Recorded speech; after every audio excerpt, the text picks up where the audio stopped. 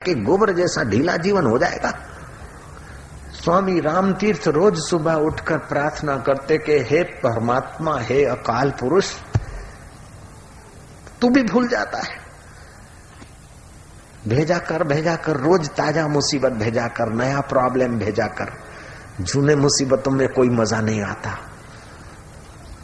मुझे सुखों से और मित्रों से बचा और दुख और शत्रुओं को भेजा कर। सरदार पूरन सिंह एक दिन चौंका, उपराहो तुसी प्रार्थना में गलती कर दे सी। बोले क्या?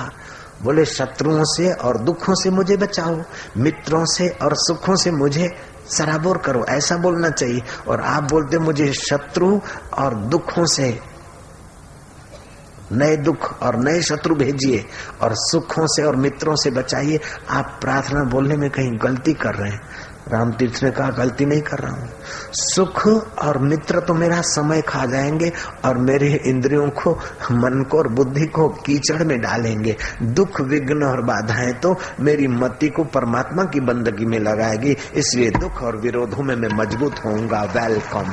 हम ताजा मुसीबत चाहते हैं, जय राम जी की। और जो मुसीबत को, विघ्नों को चाहता है, उसको विघ्न दुख नहीं दे सकते। एक बात और, भीम को जहर दिया गया, लेकिन भीम ने जहर को पचार, भीम की तंदुरुस्ती बढ़िया हो गई।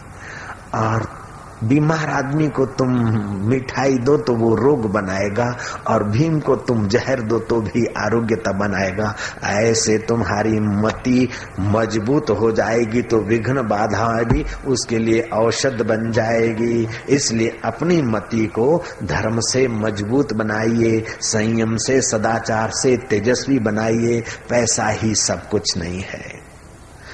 पैसा और बाहर का सुख जितना प्रारब्ध में होगा मिलकर ही रहेगा।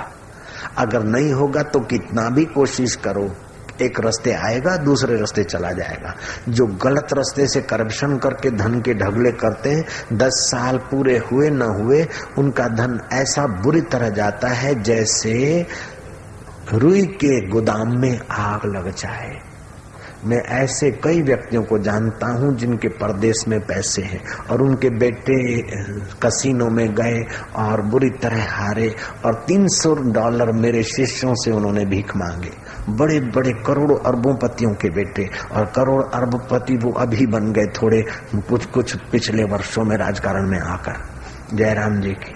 तो उनके बेटे बेटी ऐसे तूफान मचा दिए पैसों का कि हाथ लंबा करने की नौबत आ गई। मुझे एक पौराणिक घटना याद आती है। किसी बात को अगर प्राचीनता के ढंग से कहना है तो उसकी इतिहास की विशेषता है, लेकिन सीख के ढंग से कहना है तो वही इतिहास पुराण बन जाता है। ध्यान देना, हाँ, इतिहास और पुराण। तो जब सीख के ढंग से कहा जाएगा तो वो पुराण बन जाएगा, और प्राचीनता के ढंग से कहा जाए तो इतिहास बन जाएगा। जब भागवत में आता है ना, तो परीक्षित की रक्षा की भगवान ने, तो ये पुराण है। और भगवान ने अपन परीक्षित को मृतक देखकर अपनी समता का अनुभव कराने के लिए, मैं सम हूं और दुर्योधन के लिए मेरे चित्त में कभी द्वेष न रहा हो तो, और पांडवों के लिए मेरे चित्त में अगर राग न रहा हो तो, उत्तरा तेरे में इतनी समता है कि अपने पति के हत्यारे को क्षमा कर सकती है, क्योंकि अभी एक महिला रो रही है, फिर ये बेटा मरेगा इसका, अश्वत्थामा मरेगा तो दूसरी महिला रोएगी, उसके लिए महिलाओं का रुदन न बढ़े, महिलाओं के आंसू पोंछने का अवसर न मिले, क्योंकि वो रोए ही नहीं तो आंसू क्यों पोंछने पड़े। ऐसा सोचकर तू समता से इस हत्यारे, बाल हत्यारे को क्षमा कर सकती है। तेरे में इतनी समता है तो मेरी समता का भी परिचय ले ले। मैंने संधि दूत होकर महाभारत की युद्ध में जो भी रोल अदा किया, तब तक मेरे चित्त में पांडवों के लिए राग न रहा हो और कौरवों के लिए द्वेष न रहा हो, तो मेरे चित्त की समता के अर्थ ये बालक जीवित हो जाए। वो बालक जीवित हो गया, इसलिए उस बालक का नाम परीक्षित रखा, क्योंकि कृष्ण की परीक्षा का वो प्रत्यक्ष प्रमाण रहा। यह पुराण है, जयराम जी, इतिहास है। पुराण क्या है कि गर्भ में भगवान ने सुदर्शन से परीक्षित की रक्षा कर ली। तो गर्भ में भगवान ने सुदर्शन से रक्षा कर ली। तो ये पुराण है। अब समझेंगे वो सुदर्शन रोज घूमने वाला नहीं, सुदर्शन आत्मदृष्टि से रक्षा कर ली, ये सुदर्शन हो गया।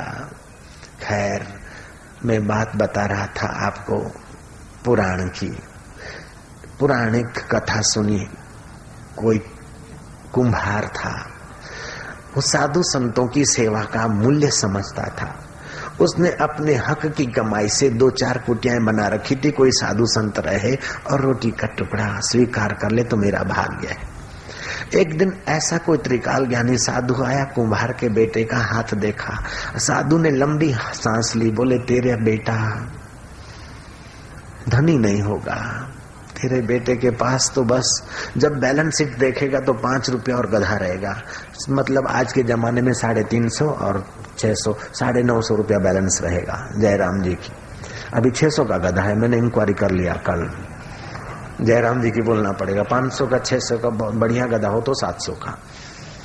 जयराम जी की आज से 8 साल 9 साल पहले मैंने पूछा था तो 150 का बता रहे थे। तो गधे की कीमत नहीं बढ़ी, रुपए की कीमत घटी। जयराम जी की। कुम्हार ने कहा महाराज जो इसके भाग्य में होगा होगा, मैं काय को कावा दवा करके इसके लिए रख के जाऊं। अगर पुत्र सपूत होगा तो जहां भी कदम रखेगा रोजी रोटी मिलेगी। अगर कुपात्र होगा तो मेरा दिया हुआ धन कब तक संभालेगा। कुपात्र होगा तो कुमार्ग पे धन बिगाड़ देगा तो मैं स्वर्ग में होऊंगा तो भी मुझे नरक में धकेला जाएगा। अगर सुपात्र होगा तो जहां कदम रखेगा वो पैसा मिल जाएगा, उसको रोजी रोटी मिल जाएगा। महाराज जो भी है इसके प्रारब्ध में। भारत का कुम्हार जितना ज्ञान रखता है उतना अगर बड़े बड़े अमेरिका के प्रेसिडेंट ज्ञान रखते तो दुनिया की ये हालत नहीं होती, कुछ बढ़िया संसार होता। जयराम जी। धरती पर कहते हैं, कोई लोग बोलते हैं 4 अरब आदमी है, कोई बोलते हैं कितने हैं, लेकिन 28 अरब आदमी मर सके उतने बॉम्ब तैयार है जयराम जी की। हम लोग मर मर के फिर से मरे, 7 बार मरे, उतने बॉम्ब तैयार है। फिर भी बड़े राष्ट्रों को अभी भी बॉम्ब बनाने से फुर्सत नहीं मिलती। एक आदमी दूसरे आदमी का गला दबोच कर बड़ा होना चाहता है, बंदूक पर हाथ रखकर घी की चुपड़ी हुई रोटी खाना चाहता है। तुमने देखा सुना होगा कि शेर ने तो हाथी के सिर